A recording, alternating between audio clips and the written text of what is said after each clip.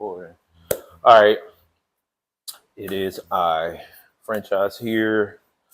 Special episode of the Now It Seems podcast with a sit down interview of the mystery voice from episode 1 that everybody was asking about. Oh, I can't hear her. Well, you about to hear, meet, all that. This is one of my closest friends for so many years. She's been there with me through the roughest parts of my life. She is the entrepreneur, mobile massage, waist beads. She was making masks during COVID, making do-rags for you guys. Your hookah girl, Spa Atlantic. Like, I can go on and on. But this is, and now she's, doing her thing on a motorcycle. Y'all see her out here. My dearest friend, Dominique. How are you? I am good. How are you? I'm good. I can't complain. So, everybody was wanting to see the face behind the voice. A lot of people agree with you. They loved your input on the chaos that Jam brought to the episode. Shout out to Jam. Shout out to Star. But this is her. So how have you been? What is going on with you? Talk to me. I am well. Just working. My kids are about to start flag football. Both of them. Yeah. My son and my daughter are about to do flag football. She about to go crazy. Yeah, Cam about to go crazy. Elijah, he. Oh yeah, he at that age. Yeah. He at that age. Just working and trying to find balance. I love that. I love the word balance, energy. Again, y'all favorite hookah girl. You let them know where they can come get the best hookah on the beach. I'm at Lolly's on 3rd. My schedule alternates all the time, but if I'm not working, I'm in there still smoking, vibing, trying to teach people how to smoke hookah. Just a good time, good energy. If you don't know how to smoke, we can teach you. I was there a couple weeks ago with my big brother. Shout out to Jamaica. Yep. Yeah. Got a little hammered. A time was had. A little hammered. Yeah, I ruined his shoes. Let's just say that. And he is mad, and I owe him a pair of shoes. Don't do that. Don't do that. Don't do that. What is that called? Clocking? Yeah. Don't do that. Clocking shit. Me and him have had a conversation about the shoes. I'm certain of it. He hit a deer that night after he dropped me Y'all off. had a night. he hit a deer. Messed up the front of his Jeep. But he was good. He came by the house the next day. I left my keys in his car. Shoes, car, stuff. Right? Yeah, it was. It was. Oh my God. This is why y'all stay in the house. This is exactly where y'all stay. I never go nowhere. You know that. Mm-hmm. So, and when you do, you go big. Apparently, it's Jamaica's fault. But he told Elena, he's like, I ain't gonna get him too drunk. And she was like, I ain't worried about that. You're like, I'm good. 30 seconds later. I said, oh no, he needs some milk. Yo, wow. Okay. All right, that's good. Don't do me like that. That's fucked up.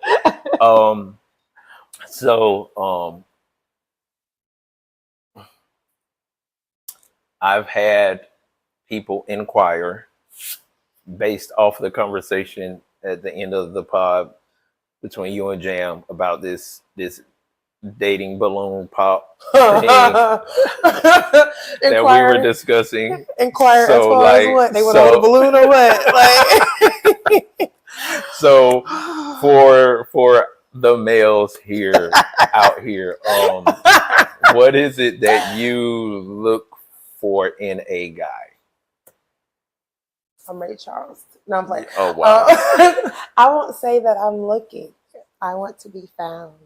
Ooh. I'm not looking. If I see you, cool. If I don't, cool. But if you find me, that means you were searching for me and you know what you're looking for. That's what I'm. That's a bar. Not mad I'm at not that. a rapper though. I ain't Yeah, mad at I'm that. I don't have no candidates. okay. I just This is good news. I mean, I have friends, but they're just So you truly want me you to do the balloon pop? listen. I'm all for it. It's entertainment. Like you were my closest friend, so I would be picky anyway. You know what I'm saying? So like, yeah. So if I choose, you're like, nope, nope, nope, nope. No. Yes, you would. Nope, nope. Give me 2 balloons. Nope, nope, nope, nope. You get a double that. No. Yes, you would. No, but like, I don't know. You'll be like, maybe, but it also depends. It depends on a number of things as well. Like, that's fair. like like I see you as a friend, as a mom. I see how hard you go for your kids. So that would be number one as a friend, sitting back looking like, does this guy have kids? How is he around kids? And some people will fake that shit. You know what I'm saying? So I'm not gonna lie, because the things that I know that we need as a family, I won't be able to find out standing there with the balloon. So it literally just be initial attraction and energy. I know I would be a better asset as a hostess. I would do the balloon pop, but I would absolutely like to be the hostess. I got some questions. So you host. Jam will be the person to choose, and then we just line up some girls and let Jam. Sure. All right. I'll do one of each. All I'll be on one side of it so I can know what it's like. Jam, you hear that? Yeah, we gonna have to line that up. Nope, nope, nope, nope. Hey, but who raised these? Cut. Jam peaky anyway though. That's what I said. But yeah, he know that. He gonna be, yeah. You got to put one in there that's like a stage one that we know is not gonna get it. We just got to say the most stereotypical things that he's gonna hate. You got to put one in there. Want to be in there and be like, women take accountability all the time. People. He gonna pop. He gonna pop his own balloon. I'm out. Cause wait, give me this. Wow, I'm out. He gonna call the balloon company. He call Party City. Hey, pop everything in there. Nah, but that'll be fun. I think Jam. He said he'll do it. I think it'll be fun. Be a good sport. Try to get Rashad involved in it too. Drag their asses into it. Ooh. I think that'll be fun. So what do you have going on? Like let people know about like your mobile massage. Like how'd you get started in that? Okay. Because I mean, we go back to damn culinary arts. Yeah, culinary arts like in Atlanta. Like, you know what I'm saying? So like let people know like how you got started in that. So at 17, I graduated from Myrtle Beach High School. I went straight to Atlanta. I was like, oh, I'm about to be outside. I'm about to party. Apparently, I don't like to be outside. I don't like major cities. I'd rather live on the outside and like go travel in, but I didn't know that till I experienced it. Right. I went there to go to the Art Institute of Atlanta for baking and pastry. I don't know if you remember, I gained like 40 pounds first year. Cakes, pies, ice cream, biscuits. Everything was in there. I'm just bringing home bags of cakes. It was crazy. I could not get financial aid to continue. I was on the dean's list. And my chefs were writing letters to try to keep me in school.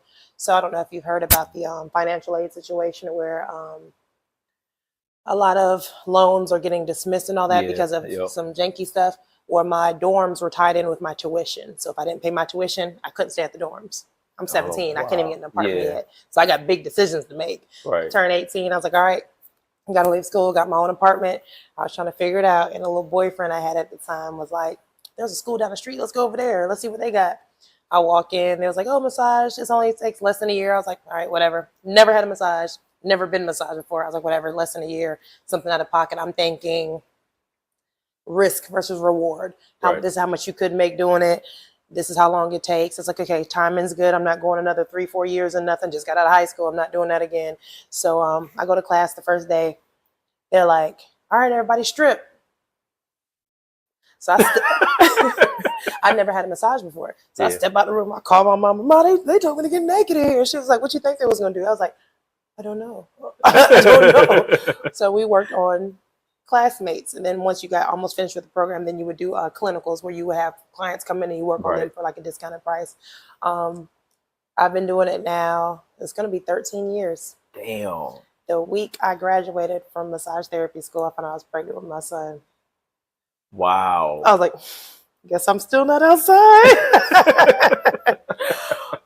My first year of massaging, I was pregnant. The whole first year. That's crazy. Because I remember the baby shower. Yep. Yeah, I came remember all the way to baby South shower. Carolina for a Came baby here. shower. Yeah, I Yep. remember that. At your mom. My goodness. Yeah, so that's from my son, Elijah Blue. He's going to be 12 on the 15th. So I came home back to South Carolina. My mama was here. She was like, "I'll help you get situated, blah, blah, blah." I got into my first major car accident. I think it was on 95. Is that coming from Wilmington? Is that 95? Going where? No, 17. Coming from Wilmington, coming this way. A car ran into me, never hit their brakes, and pushed me into an F-250. But I seen them coming, so I put my palms on the steering wheel, and I had turned a little bit, so my front left hit their back right. Right. So I wasn't smashed between them. But I couldn't work for a while. I was having back spasms. I was like, all right, I got to figure out risk versus reward. I was like, I got $7 in my pocket. All right, cool. I'm going to go buy some fabric. I started making bonnets. I got on YouTube. Yeah, I remember the bonnets. Learn how to make bonnets. Yep. So I'm on there trying to learn how to make bonnets. Sold my first bonnet, took the money, bought more fabric, took that, doubled it, kept flipping. I was slinging bonnets. Slinging bonnets. I was slinging bonnets. And at this point, my son's like 2 or 3 years old, and he in there watching me sew or making deliveries and all that. And I was like, I'm kind of good at this. Okay. So that's how people got introduced to me, was my bonnets. Yeah. I didn't have a name per se because it was just me and Elijah, which was Blue. Right. Fast forward, I got back to work and blah, blah, blah. Once my body healed, I went on to continue to start massaging up and down the beach. I was at Hilton and all that. I ended up getting pregnant with my daughter. And that's where Blue Rain. So Elijah Blue and Camilla Rain. Yeah. Not Rain, but like Rain, yeah. That's my firecracker. COVID hit. Uh-huh. And then nobody's working. They're definitely not massaging. They're like, what? Don't touch me. Right, exactly. So I got some fabric, as I do, and I started making face masks at the house the entire COVID time. I didn't have like the break that people had when they was off work. It was me and my newborn in the apartment, and I'm sewing face masks, kind of like I guess you say the nurse style, the folded ones. Yeah. Everybody was doing these like just a piece of fabric and the hair ties around the ear, but they were agitating. Yep. So I was doing the ones where they're like layered, kind of like blinds would be, and then they tie kind of like a surgeon's mask. Yeah, so I was making those. It got so big that I ended up like selling to doctors' offices, and people wanted their names printed because I did heat press. I got one that said franchise and twin one on there. Yeah. Yep. I was making those so much so that I never missed a month of rent payment during COVID. They don't get no rewards for that though. That's crazy. I took a break the month before we went back to working, and when they released everybody to go back. But I had to take the break because I knew we was about to start back, and I was like, I am burnt out. I'm going to the post office with 2 kids, one walking, toddler, one on my hip, bag full of packages to drop off, and people are yelling like, "Why are you mailing them?" COVID. That's the reason you got a mask. Yeah, exactly. It was crazy times, but people made time and money for what they needed. So it was a good time. For sure. I started doing do-rags a little bit, sold to barbershops. That was cool. I heard the complaints about different do-rags and what they didn't like in the lines and all that. So I was making velvet ones. Yes. Yeah, I was making velvet ones with the thicker straps. It was cool. They was cooling on the inside because the particular velvet I used, it was real lit. And then Bow Wow came out with velvet do-rags, and I was like, I'm gonna take a break for a minute, let his fall. Bow Wow. Bow Wow, yeah, his little face up there with his do-rag. But I would frequent this bar, Lolly's on 3rd, and I was like, oh, I like this place. It's cool. I'm chilling, smoking my hookah. That's what people would recognize. Oh, you being there with them big clouds. And eventually they were like, hey, you're always here. There's a position open. You want to make the hookah? I was like, sure. I don't care. And I just fell in love with it. I like customer service. I like serving people. I like you to come in and be like, what flavor should I get? I'm like, well, what you drinking? All right, this will go good with that. You know what I'm saying? Mm-hmm. If you're drinking a beer, I might do like a cherry flavor or something, or you drinking, what do they call, sunrises or something. I'm like, okay, so you like the orange juice or pineapple? Let's do some orange pineapple. Yeah. So it's learning people and what they like and their behaviors and all that. So I've been there now, I think 2 years now, maybe a year and a half. Yeah, I think it's almost 2. Mm-hmm. I remember, well, just like when me and Jamaica went, like it was interesting to see, like how you make it. Like, cause I don't smoke. Mm-hmm. Like all that was learning to me. Like, and just from what you were telling me and my brother was telling me, and I'm just watching. I'm like, yo, I didn't know you had to do all of that for hookah. It's funny because there's little quick ones and then there's like more complicated ones. But for me, it's the same as people that like, they used to roll their cigarettes. Mm-hmm. You remember the little machine they used to roll them? Yeah. Versus people that like cigars. It's versus people that like coffee. Some people don't like the flavor. They like the routine of coffee. You feel like you got your shit together this morning because you got your cup. All right, I got my cup. I got my this in place. And okay, now I put this. And now when I sit down, now I'm ready to work. Right. You're mentally getting yourself ready for the day. With hookah and with cigars, it's like a social. I'm deliberately saying I'm going to spend this amount of time relaxing and socializing. Yeah. You get a cigar, people are sitting around having business meetings or they're celebrating. That's a celebratory thing usually. Or, celebrating yourself. A lot of times they walk through like, yeah, I'm a boss. It's a status symbol with your cigars. Mm-hmm. So for hookah, it's kind of like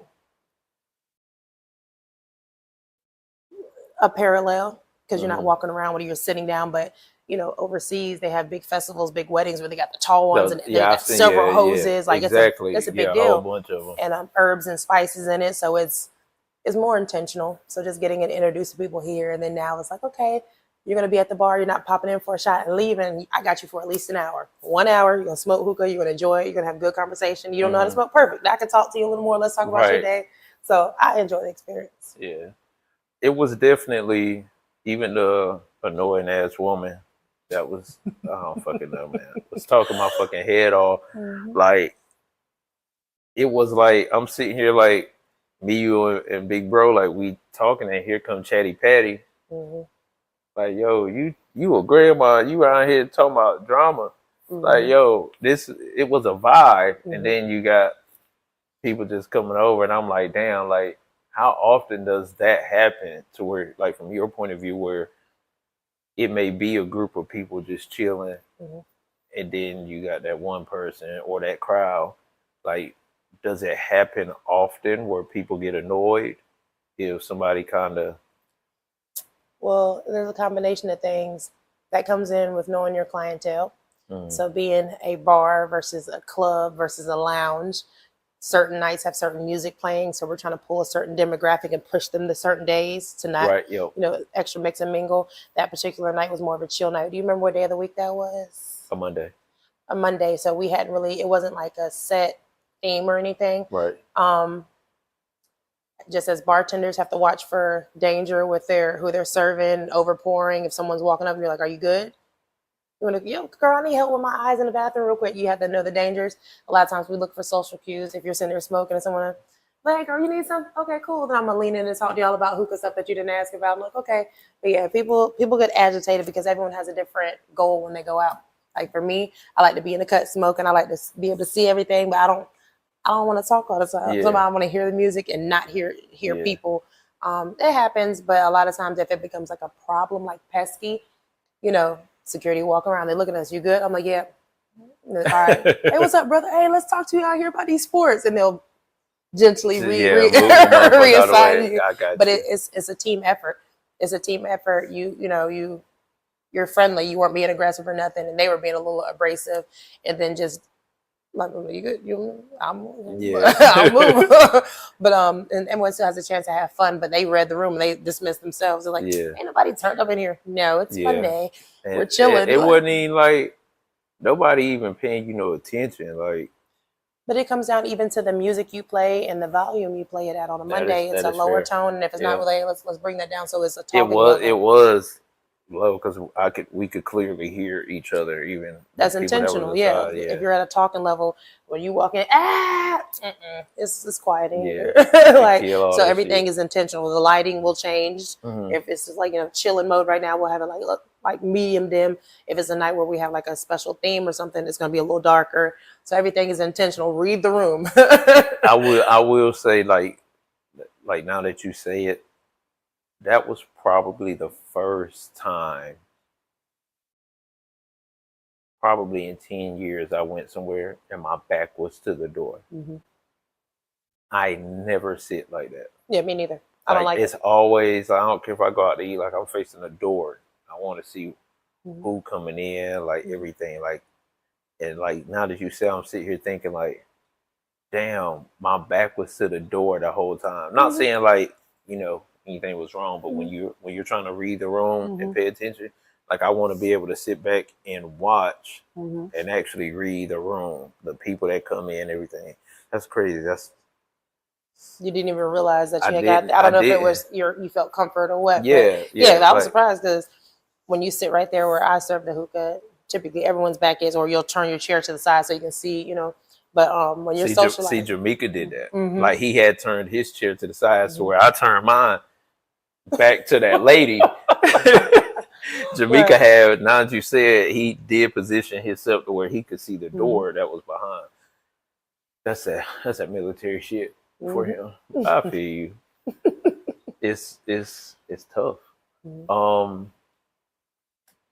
Something that I've been seeing on social media that is getting a lot of attention, and I want your input on it. Is I don't want to say her name wrong. Janelle Sin I think it's the Sinbad or something. Sinbad, I thought so. Um,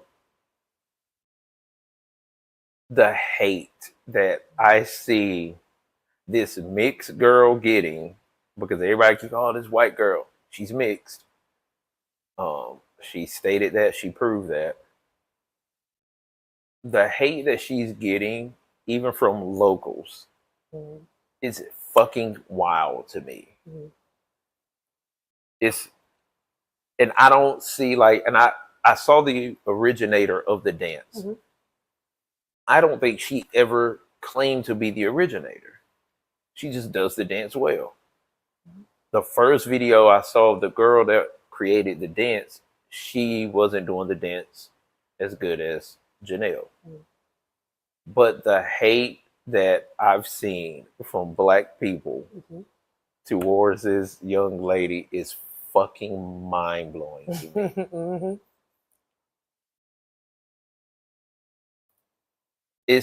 We live in a world where these motherfuckers act like it's a bad thing to congratulate somebody. What you want to know? Like, what are your thoughts on the whole situation? Because people say, oh, she stole a dance. So, in order to really understand the situation, some of it you got to be from the South. Mm-hmm. Some of it you have to understand family dynamics where there's generational issues, that there can be more than one head of the household in the house type energy. Mm-hmm. Number one, she's young and she's doing something and she's getting famous. She's making a big lump sum of money, whereas some of the older generation used to have to like break their neck to get that. Mm-hmm. So we're even going into social media making money versus go get you a regular 9-to-5 energy. We got the colorism topic because they're saying the originator is a woman of darker complexion, and then they love her because she's more fair skinned. So we're in the School Days energy. Go watch School Days if you haven't. Make your little girls and little boys watch it.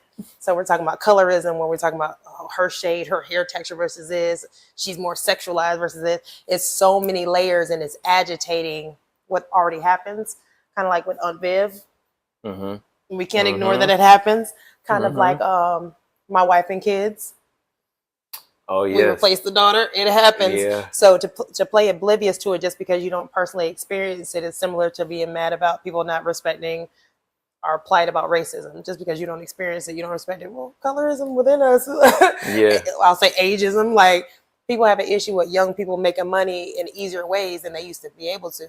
There's young kids that are on social media that are retiring their parents, getting them houses just off of social media. Yeah. They now have the innovativeness to, okay, I get this many likes, we're going to monetize this. This is how they're making money.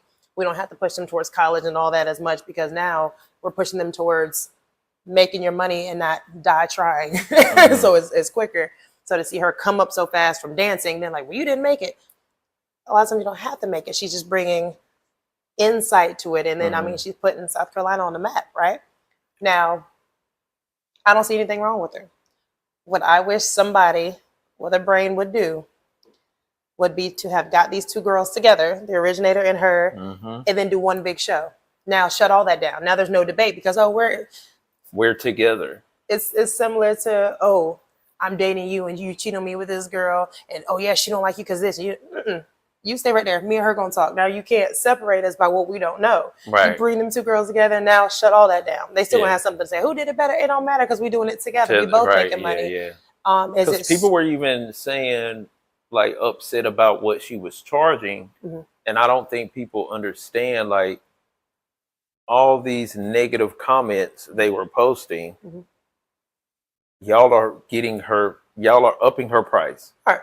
And so as much as you want to hate, you are literally putting money into her pocket, because a lot of people don't understand how that monetizing shit goes. They don't understand, like, what your social media numbers will do for you in this era of business. Let's keep it a stack. Anybody that's at your job for more than 6 months and you haven't asked for a quarterly review or a raise, you can't talk to her about what her price is. Let's keep it. Anybody that's in a relationship over a year and y'all don't know what direction you're going into, 3, 4 years, you don't really have a ground to stand on because you don't know your value. So because she's putting her price, it doesn't have to be your price. That's what she's charging. That's what they're paying. Right, so there's no question if it's worth it. Well, if it's not worth it to you, then you don't book her for whatever venue you don't have. Right. But for me, like I said, I would have loved to see somebody. It's not solely the two girls' responsibility to bring that together, but their camp. You know, she has a team of security now, right, meaning she has management now. Yep. Somebody should have said, let's go ahead, instead of pinging them against each other, Nikki, Cardi, let's bring them together. Mm-hmm. Of course, people, I wouldn't say anyone's really financially benefiting aside from their viral post picking on the girl. But I think it's goofy because this is a chance to put South Carolina on the map and it's already pinged with drama. Right. I saw the one video, some appearance, and I'm not sure who recorded like the parts. I'm not sure if she was with the other girl. I forgot her name. But there's a video of Janelle doing the dance and she turns and looks at the camera and says she can't, nobody can fuck with me or something like that. I don't know if both girls were promoted for the event, but it's almost like the other girl was always there, like watching from the side and trying to jump in, and shit like that annoys me.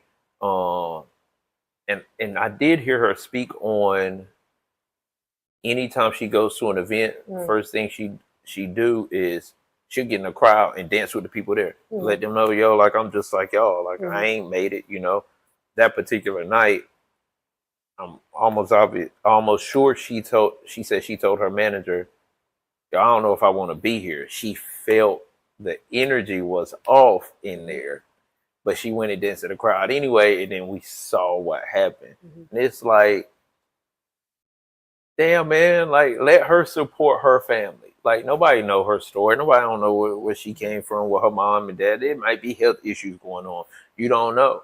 Like for people to sit back and be mad at the price that somebody is charging for an appearance, clearly she's getting it. If you don't have the money to book her, then... So this is my thing, right? People just saying, oh, she's not worth that. They're looking at her. You're not worth that. You're not worth that. We're literally on an auction block at this point, right? If this girl is taking off 3-4 days, if she works, she's taking off 3-4 days, travel expense, I don't know if that's included in the $6,000, attire, because you can't show up looking crazy. But, oh, yeah, she's not even dressed as bad as the one. Let's just say she misses 3 or 4 days of work. She works 10 hours those days, 40-hour days, 40 hours, right? How much money would she be missing? And she still has to travel. You still have, we talked about this the other day, being a performer, an entertainer is not just show up and be a robot. You got to eat. You got to make sure your health is well. So she's doing enough so that she can make these appearances. She still looks good. She's in shape. She has to make sure she's doing all of these things. So she might be equating, oh, I got 3 or 4 shows. Let me make sure my bills are paid enough for the next 6 months so that I don't have to worry about, okay, I got to work that day. I can't go to Tennessee. No, she's doing it smart. Right. But again, if you don't have that same mindset and you don't have those avenues, you don't even know if I'm going to sell you something, I need to be able to make 3 times my profit, right? Right. Yep. So that a third of it go back into inventory. That's how people get messed up. Oh, yeah, I sold all this. Oh, now I don't have money to re-up my supplies. Because no one broke it down to you. That's not all profit, baby. It's never all profit. It's never all profit. So for me, so many entertainers fall under the radar because they might have a hit song, but drug addiction, they're not eating right, they're hospitalized because of their health. How many super famous people that made it go to the hospital because of their health? Rick Ross. You're on the road when you get a home cooked meal. You know what I'm saying? Fast food. Now the girl has a security team because people are making threats online. That's another expense. She got to make sure their travel, they're paid. It's not just they show up in that city. No, they have to travel with her. She has to be able to trust them. So they're complaining about that relationship with security. And even then, we know sometimes you still can't trust your team. Right. So, and then she got to make sure her family's good. We don't know how she's supporting her family. Right, so exactly. 6,000, they're talking about for a show, but you don't know everything that goes into it. If anything, respect it. But hey, how you doing that? Or how, what are the steps you're taking to get put on the map? Or what do you do with the money? But why would she want to pour that back into it? All she's been getting is everybody's ass to kiss. Mm-hmm. That's literally it. Like, me personally, I know the guy from South Carolina made the song. To my knowledge, there's not a music video of it. I don't see a scenario where he don't reach out to both of them and say, yo, I'm going to shoot this video. Can I get both of you here, right? I just saw Beyonce play the song at her show. Mm-hmm. So if this trajectory continues and Beyonce do it, y'all gonna be mad at Beyonce? Why she ain't pick the dark skinned girl? And that's what I'm saying. Know what I'm saying? Somebody should have seen it coming. Right. Somebody should have seen that it coming. It happened with the girl that did the dance. The TikTok dance. Yeah, same thing. Yep. And I think it took legal matters to get her the credit and to get her monetized. Yep. Which is crazy because once you become a certain level of look at because it took so long, those girls, the sisters or whoever were Camilla, I don't know the girl's name.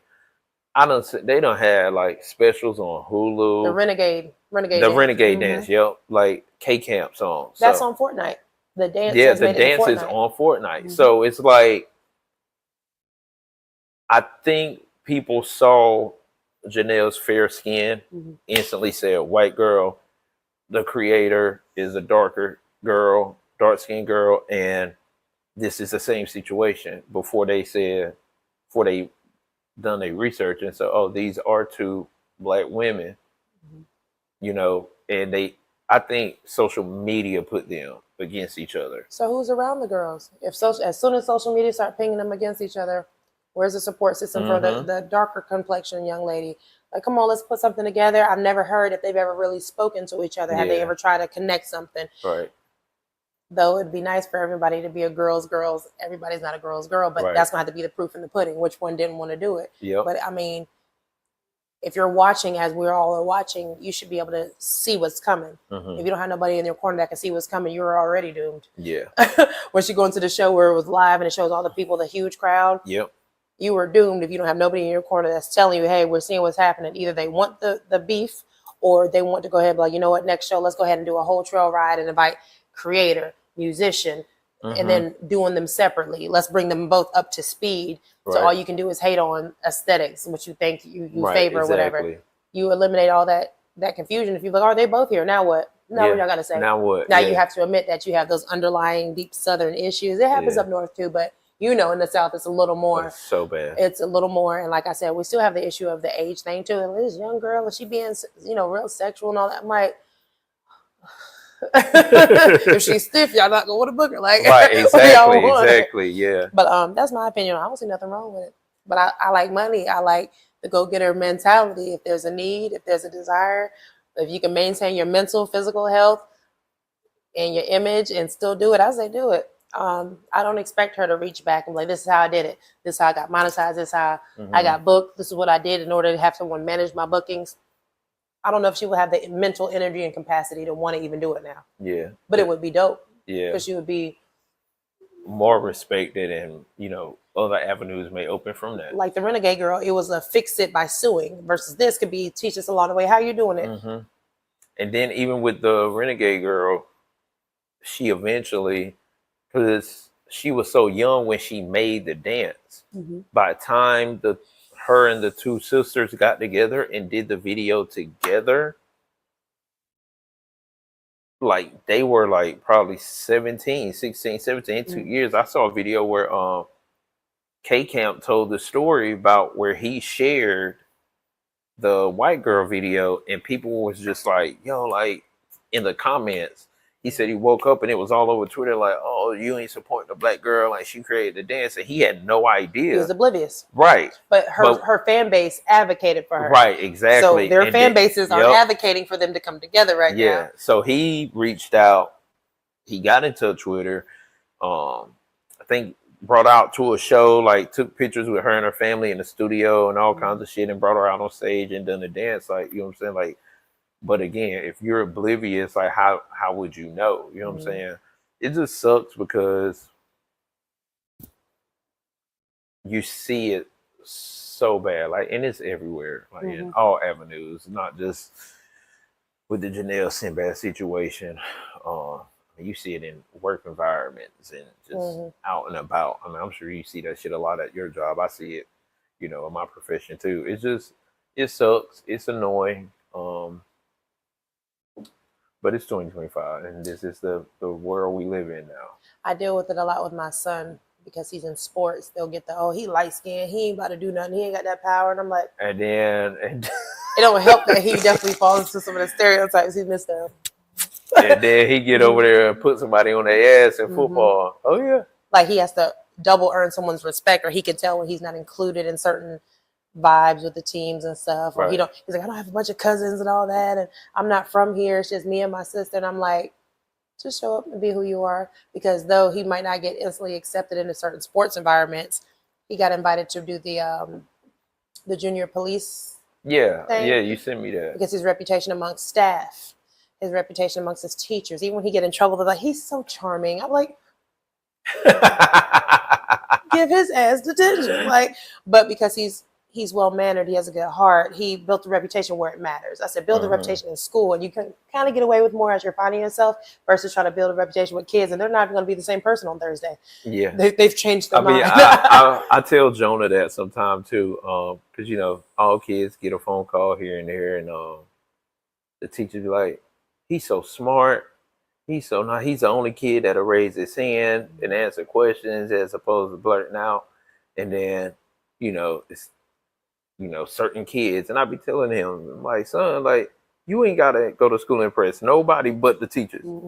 That's all that matters. You know what I'm saying? And your reputation will greet you before you get in that room. Oh God. And you know me, you've known me for years. A lot of people that have met me or they see me in different environments, they're like, you used to do the bonnets, you used to do this, or they're like, I've sat down and watched you from so-and-so event. I'm like, I'm glad I'm the same person that I claim to be. Yeah. Because whenever somebody else come and try to do that division, whether it be in my relationships or social or anything like that, I usually have people advocating like, nope, I met Dom. I know her behind the scenes. And like, that ain't it. And so, like I said, I prefer my reputation to speak for me before I hit the room. When it comes down to Elijah, a lot of times I'll tell him, when you go anywhere, when you walk into any building, find a camera. You outside, find a camera, be visible. That saved us from a lot of stuff. And he has a good heart, but I will say he's slow to anger. I've seen him mad twice in his life, and it scared me a little bit, but he's very slow to anger. His sister is the firecracker. So when people like pick on her, they call her bite size. She's like, I'm not little. She's very petite, but she's a tall 6-year-old. Well, now 7. she is a lot quicker to temper. And I'm like, you can't do that because even if you're right, you're wrong if you handle it wrong before they give you a Before chance they to speak even, for yourself. So you yep. got to calm your little storm.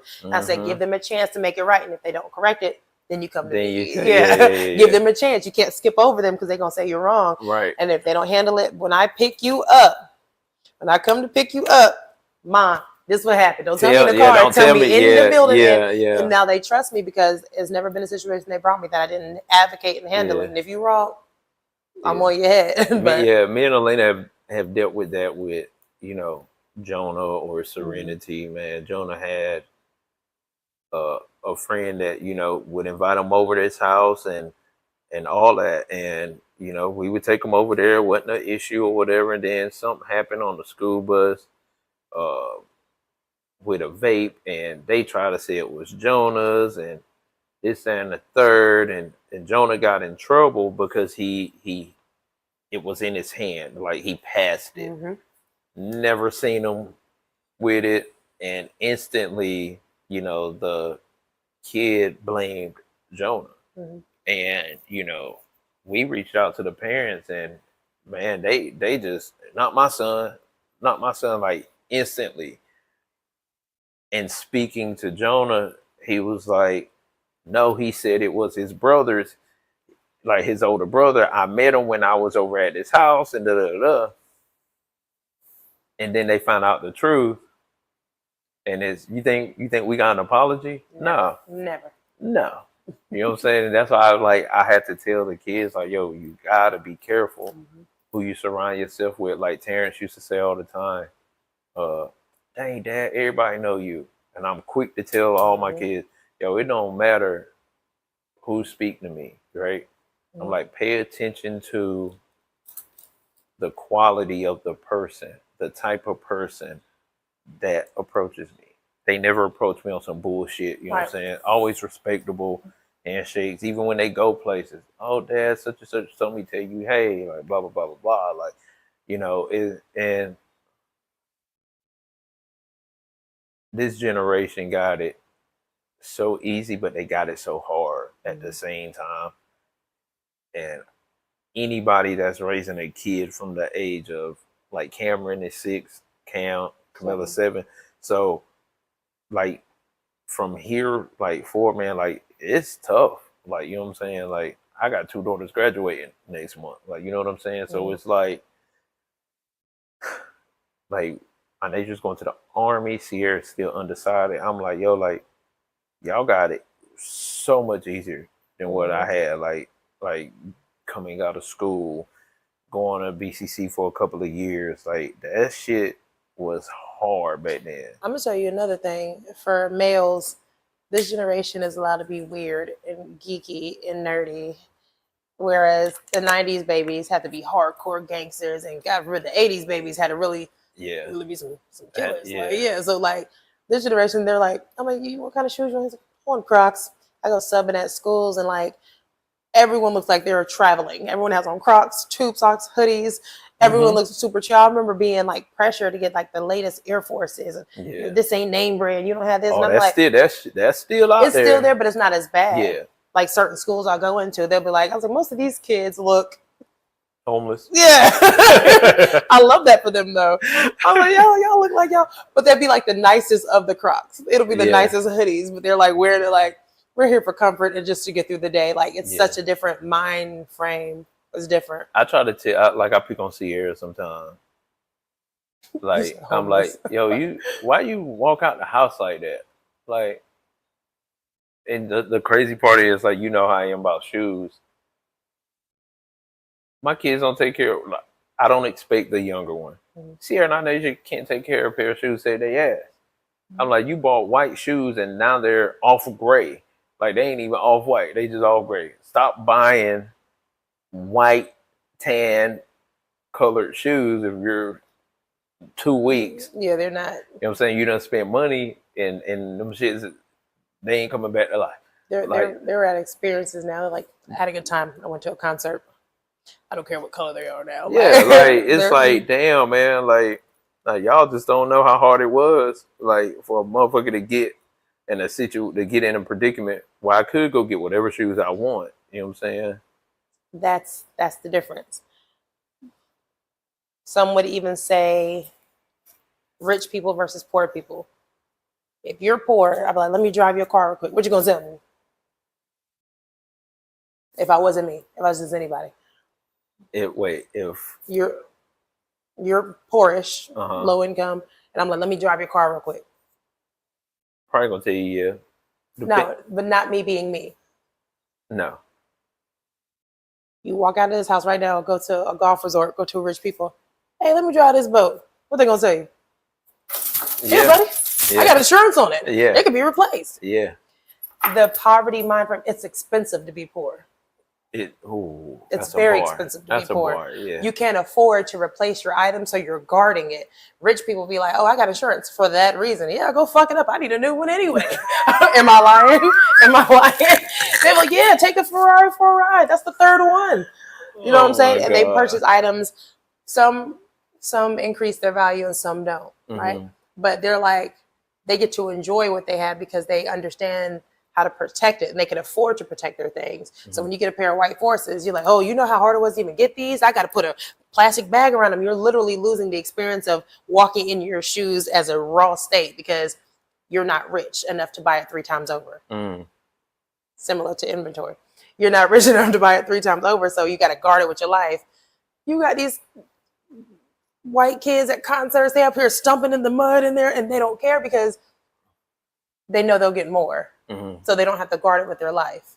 So it's, no offense, but it's a poverty mind frame, just like when you're eating, right?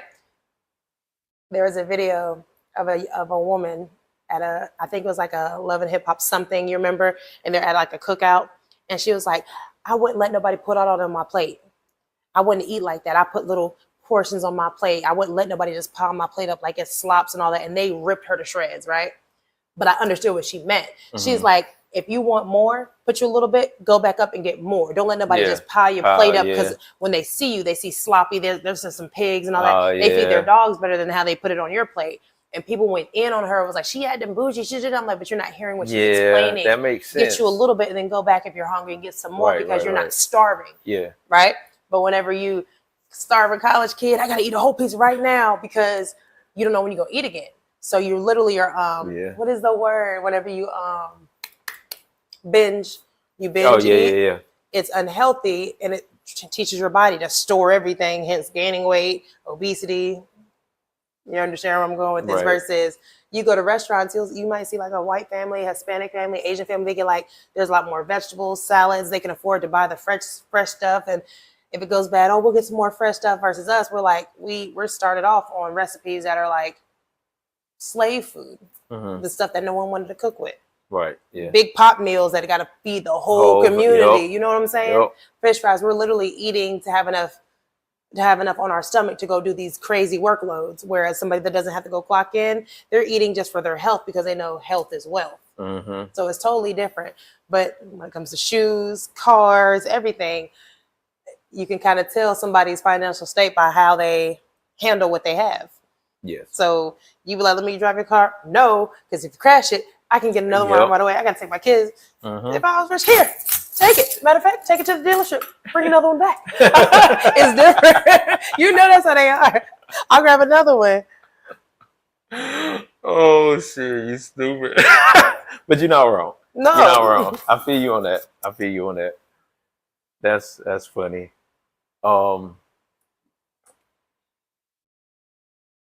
What questions you got? So,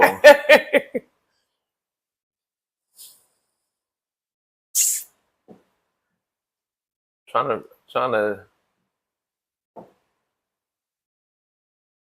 to figure out a way to approach this topic, because we've had this conversation before, like how people. Just say it raw. I know your heart. Where are we going to? It's some bullshit that's just, it's a certain group of people that we see around here, and my God, I might have to beep some shit out. So I'm gonna try to I'm gonna try to talk around this. Mm-hmm. But a certain group of people, I've never seen somebody who think they are so up here,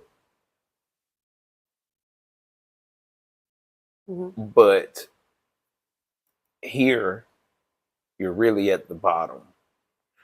But you have to do everything to create this your own world to try to convince these people that this is how you live. So we're talking about aging out of the beach party life, how to age out gracefully. Yes. I like the way you worded that. Yes. Because we have the issue in the industry, in the music industry, people not knowing how to age out gracefully. Right. Andre got the flute. They mad. He's like, I don't want to talk about what y'all talking about. If I start speaking about my experience, you're not even living in put that out an time. album. He just playing the piano. Did he? Yes. And I miss my man.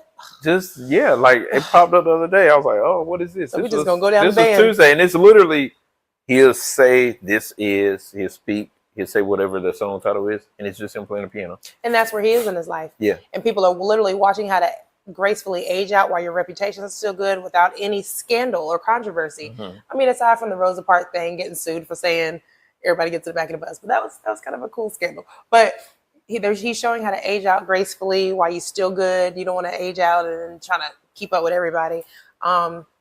In in Horry County, this is different. This is weird because it's a tourist area. We have a lot of turnover, residents. We don't have high industry jobs, so everybody wants to make it on social media, right? You either come here to relax or you're just trying to maintain and provide for your family, and then you get kind of like in a desperate state.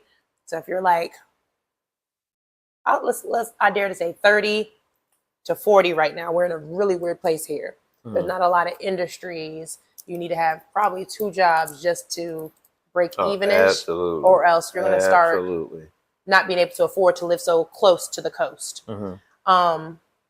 What comes with that is you're on the brink of seeing the generations right below you, not huge gaps, 5 years younger. They own social media. They're getting discovered. They're modeling. They're starting businesses, security companies, insurance. The generations right below me, I'm 33.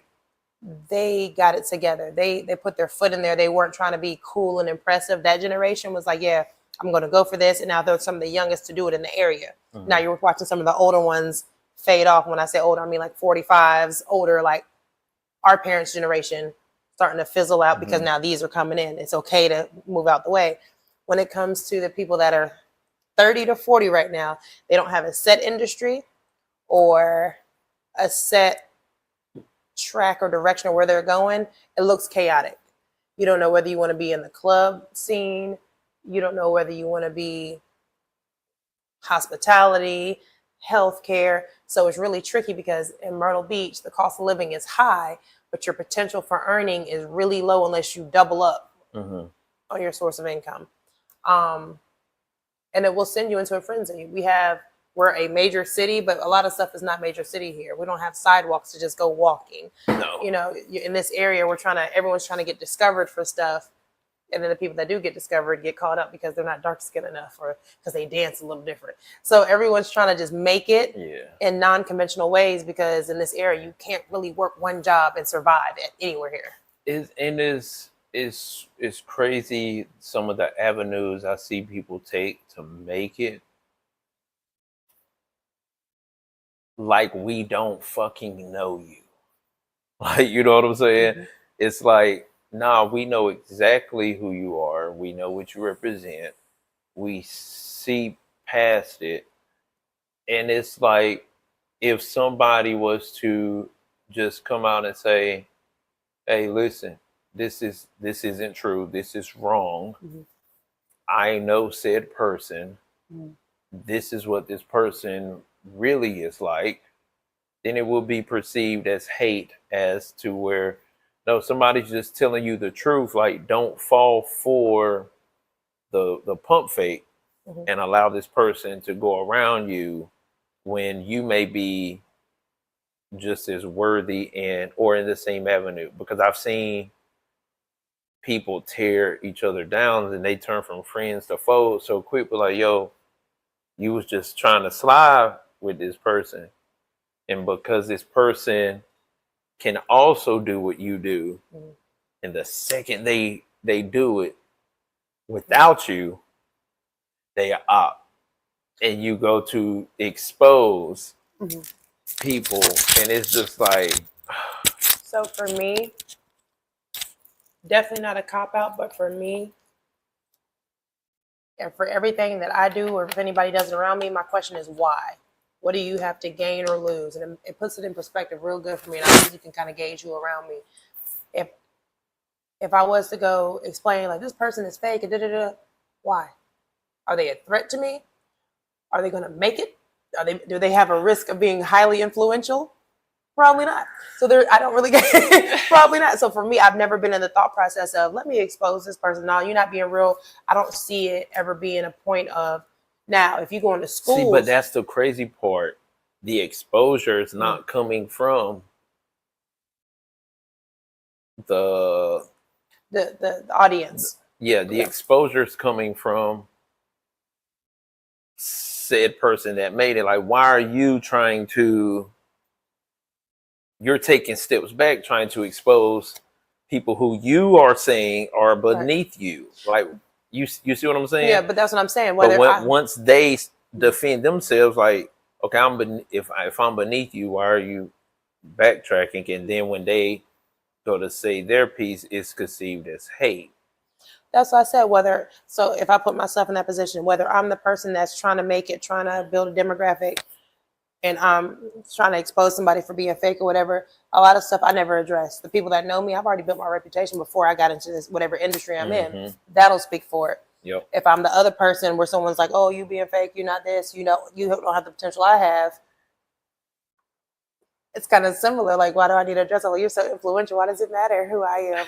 Like, people ask me stuff all the time, and I'm in my head, I'm like, why are they asking me that? Why are they saying that? And I'll be like, I just sell hookah. I just sell hookah. I'm so serious. I think you heard that night we getting my job. But I sell hookah. I don't know. And sometimes you got to leave it where it is. Sometimes you can't entertain certain conversations, certain things. Oh, man. So to even go as far as to exploit situations, again, in my mind, why are they doing this? For monetary gain, for clicks, for likes. So you're trying to monetize. You're still thinking money, and people think you're being petty. No, you're thinking money.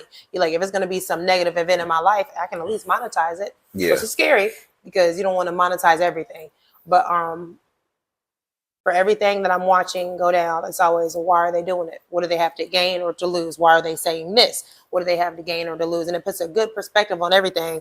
Who's doing it because they're bored, or who's feeling truly like they got to advocate for themselves. You're risking my reputation. I was on my way up, and then you pulled me down. You defamed me. Yeah. No. Why are you doing this? You got to know why they're doing it. You have to really understand. And then you're like, this is pointless. This is really pointless. And you know, we between me, you and my brother, it's just like our conversations. It's just funny to see it, right? You know what I'm saying? Again, some of these avenues that people take to diminish a person. You know, I had somebody, my kid's biological father was so upset with my daughter one day because, you know, he's never been there for them, as you know. He got so mad that he literally texted her this long, terrible grammar, misspelled word paragraph. And he said, Lamar just a wannabe white boy. And I ain't care about nothing else he said, right? I'm like, that's crazy because his dad's white. His mom is like Lumbee. I'm a wannabe white boy. And I said, okay, so let's have this conversation. So, you know, I sit down with the kids or Terrence this year, and I said, what makes me want to be white boy? I said, because I don't wear my pants off my ass. I'm not in a gang. I don't have these ridiculous amount of unnecessary, pointless tattoos. because I bought a house big enough to support my family or to put my whole family in, like got my credit score right, bought 2 cars. Like, why does a black man raising technically, biologically, his children for well over 10 years, what part of that makes me a wannabe white boy? So you responded to him, right? No, the response, me not, because I felt like me not responding because he texted her. She defended me, like she went off. I let her curse. She went off. She talked her shit. But there's been times he would text me, rah, rah, rah, rah. My response would be like, all right, bet. Because there's no point. There's no point. I'm like, yeah, I'll get an apology in a couple of hours, depending on what time of day. I'll get one later today. But he's not doing it in front of an audience. So No, you right. gauged how much to invest in it. That's what I'm saying. Yeah. I've been slandered online, not by women or social circles that don't like me. I'm not in no drama. I'll be out the way. But damn, you still live here? A little bit. I've been slandered online, and at first I was like, no, I gotta speak my piece because the people are watching. They're gonna think this of me. And I was like, they don't pay my bills. They don't make sure I'm good. Never mind. Do you, boo? Yeah. Because at the end of the day, I pause. I'd be like, I still wake up. I'm still doing what I have to do. Your rant, it says more about you than it says about me if I respond to you. Yeah. Though it has the potential to affect my money because I deal with children, because I do massage and I literally sell energy. If you're portraying me to have bad energy, that's a whole nother avenue of defamation. Because if you mess up my money because of who you claim I am, I can really go at you, but my goal isn't to hurt you. I just want you to leave me alone. Right. So I've been slandered online several times throughout the years. You know it. Yeah. But it's never been on some, oh, me and my friends have stopped talking. We went to Florida. Now we're not friends. It's never been that. Yeah. So that was a certain level of, I had to step back and say, I'm not advocating for myself online anymore. Anything that needs to be said can literally be handled court-wise if that's where I wanted to go with that. I just want peace. Like, you argue and you text and writing statuses about me, and I'm like, oh, 7:30, I gotta get the kids. Like, I don't even have a moment to pause to do that. So for me, that's the why. Why would I respond? If I get this paragraph, block. Why would I respond to you? You're not wanting an audience, so you're just trying to vent. Your goal is to try to make me feel how you feel. Right, yeah. Block. Yeah. I understand your why. You do it online, so you're trying to get people on the bandwagon. Dominique's this, Dominique's that. Okay, now you want an audience, so your goal is to defame me, to slander me. If you succeed at your goal, that's detrimental to you. Yeah. If you succeed at your goal and get people to think something of me, they weren't for me in the first place. Right. So I don't care. Yep, they're not my market anyway. Yeah. If you fail, people will see you for who you are. And I wasn't aiming for that success. Your failure becomes my success. Right. So my why, why am I doing it? Trust me, he failed. But my why are you doing this becomes understanding of how I'm about to move. You understand where I'm coming from? Because a lot of times people have their same experience with the same people. So you're like, oh, this person, they're like that. And they're like, no, you're like that. We have a track record of how you're like this versus the person you're slandering. You have to be careful because they might have a track record of exact opposite of what you're saying. Right. They're now seeing what you do to trigger that person. Yeah. But again, I have to decide whether to respond or not based off of, you know what I'm saying? I'm about to be the next topic of conversation. I'm doing that because I had a septum and I took my septum out. Now everything's getting kind of there. Am I going to respond? And why would I respond? Yeah. It's not about to make me no money. I'm not about to monetize this status. It's not going to get likes and all that. Right. That shit hard to do, first of all. Yeah. If I was getting stars on this, I might be like, oh, and another thing. My flex and my response to that situation will always be the kid. That's it. Like you're saying, oh, she's graduating. We're going to get ice cream. Me and Terrence bought him 2 cars. Right. Yeah. Your proof is in the pudding. Yeah. Like I don't, and you know, like it ain't a person walking God's green earth gonna say, Lamar's a terrible parent, terrible dad, terrible. And it will make them look at them crazy as fuck. Like, yeah, they where do you get your sources from? Now you're jaded because why would you think that? Exactly. Listen, let me tell you.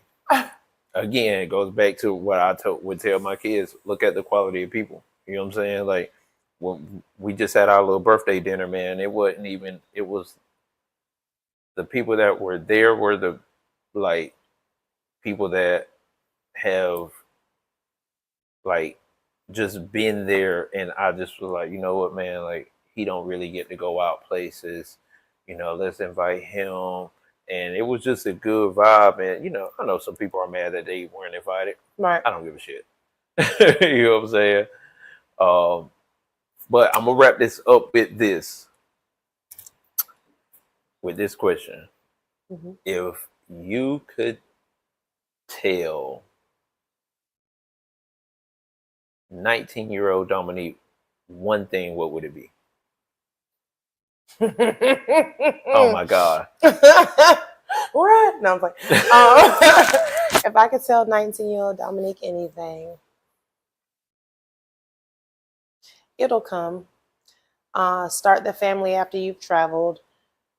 Get you some you time. Learn what it is you want to do, because I didn't know I wanted to travel. I didn't know, what comes with being out of high school, out of college.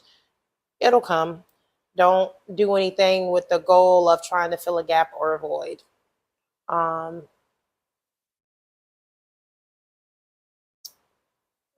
I would say you don't have to fight your fight. God's always watching. Something always ends up happening. Oh God! Something Oh always ends up God! happening. I swear to God, that's true to you. As a witness, That something is always so. ends up That is happening. Certain people can't boy. do certain things to you, and that's okay. Yeah. Sometimes you don't have to act. If you just wait patiently, stop acting so fast, it's gonna happen. Yeah. Okay. I love that. Dominique, I appreciate you. This has been a sit down interview with Dominique. I am your host, Franchise, Now It's Seen Podcast, and we are out. Peace.